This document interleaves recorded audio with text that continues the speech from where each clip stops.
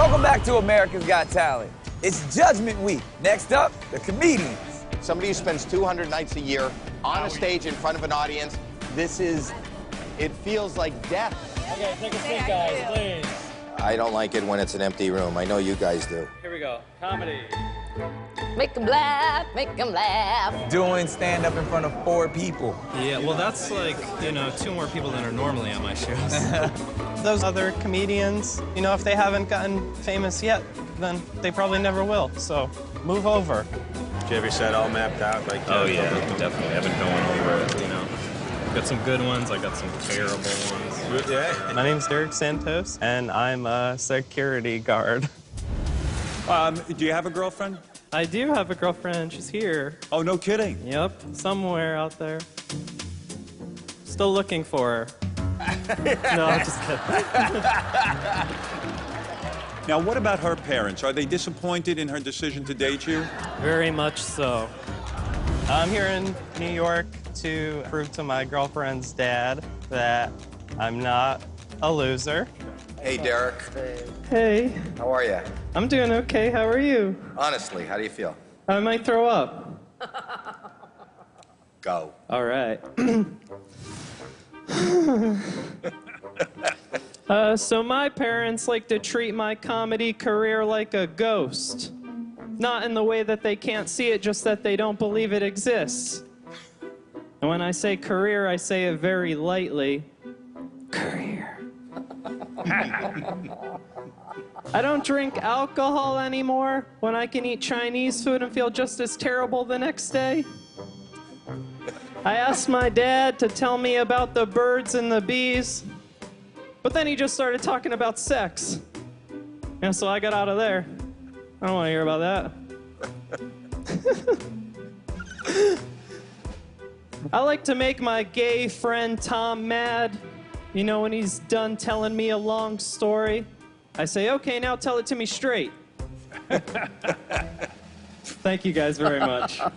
Derek, how do you feel that went? I won this thing. You feel like you won. I do. Goodbye, guys. Bye. I knew you could do it. Well, I'm glad that one of us believed in me. I think him as a character's funny, Great, yeah. but his material wasn't that funny. I liked his nervousness. With comedians, I'm willing to give a little bit of leeway because we're in a dead room. I'm Wendy Liebman. I'm 53, but I'm very immature. I've been doing comedy for more than 25 years.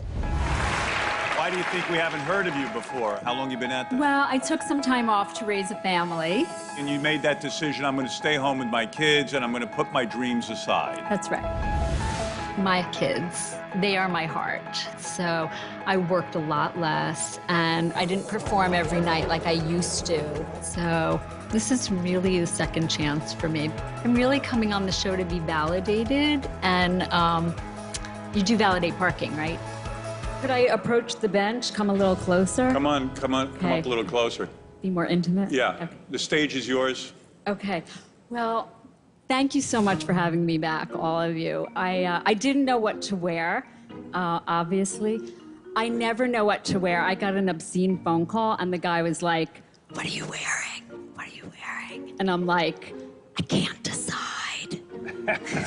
Hello? He got off the phone. My husband, he snores, so I got him that special contoured pillow, and I held it over his head. I've been married about 11 years, and my husband says that I nag him, and I'm like, honey, I will make a deal with you. I won't nag you if you listen to me the first freaking time. So in the hotel here, somebody left that book, 50 Shades of Grey, and I haven't read that because it's about kinky stuff, and I'm not into reading. So, although I am reading some fiction right now, it's called The Joy of Cooking.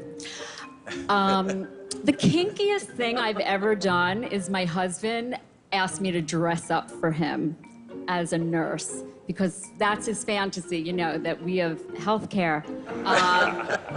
Thanks for having me back. I appreciate it. She's so likable. She is funny. She is Likeable, funny. relatable. What did you think? I didn't love it. Really? Any other category, they can kind of get away with not having an audience, but it is tough. I disagree. If you're an entertainer, you can entertain against the wall. I can't. I'm not good in an empty room. Yeah, I am. I enjoy myself sometimes when I'm alone. We are all thinking of you, and we love you, and good luck. I'm Joe Matarese. I'm 46 years old, and I'm a stay-at-home dad. Well, not really. I'm a stand-up comedian, but I feel like a stay-at-home dad. I've been a stand-up comedian for 25 years. I've done every gig there is to do. I've toured all over the country, all over the world. Still don't make enough money to take care of my family. I love my kids. Hi, good luck. No matter how bad a comedy gig goes, if I come home and my kid goes, "Daddy," I feel better. You are so good.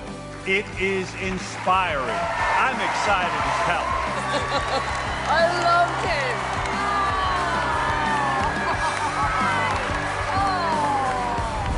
I really don't want to screw this up. I don't want to have to go home and look my kids in the eye and say, "Daddy didn't do well today. Daddy lost."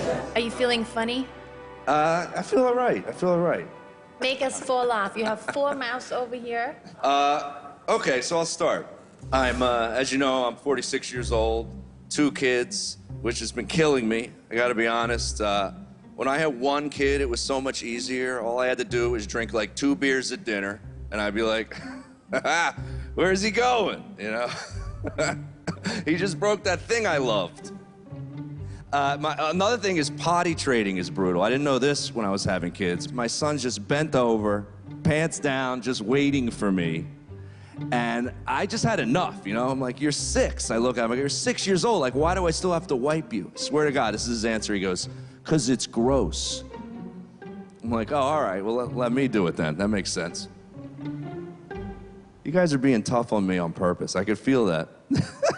That's it for me. That's it for me. Thank you.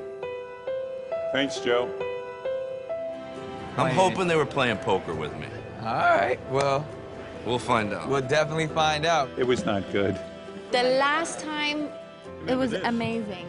Howie explained something to me. Where was the punchline? A lot of setups. No jokes. No jokes. I really feel like this might be it. If I don't get to the next round, that my career is just going to stay where it is, and I don't like that.